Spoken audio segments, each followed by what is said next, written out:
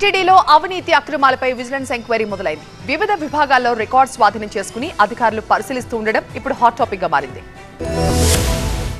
తిరుమల ఆలయంలో అక్రమాలపై విజిలెన్స్ సోదాలు ప్రారంభమయ్యాయి. విజిలెన్స్ ఎస్పీ కరీముల్లా షరీఫ్ ఆధ్వర్యంలో దాదాపు 40 మంది సభ్యులతో కూడిన ప్రత్యేక బృందం సోదాలు మొదలుపెట్టింది. ప్రభుత్వ ఆదేశాలతో సుమారు 14 అంశాలపై విజిలెన్స్ ఎంక్వైరీ కొనసాగనుంది. తొలి రోజు విచారణలో భాగంగా టీటీడీకి చెందిన పలు విభాగాల్లోని రికార్డులను స్వాధీనం చేసుకున్న విజిలెన్స్ అధికారులు వాటిని క్షుణ్ణంగా పరిశీలించారు.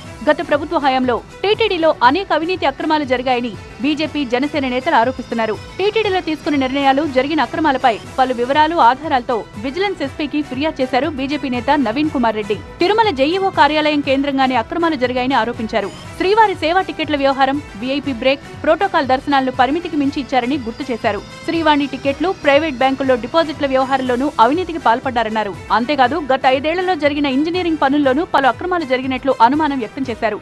ఐటీ విభాగంలోని రికార్డులు కూడా తారుమారు చేశారని ఆరోపించారు. ఈ క్రమంలోనే ఆదాయానికి మించిన అధికారుల ఆస్తులు, అక్రమ సంపాదనపై ఎంక్వైరీ చేయాలని విజ్ఞప్తి చేశారు బీజేపీ నేత నవీన్ కుమార్ రెడ్డి.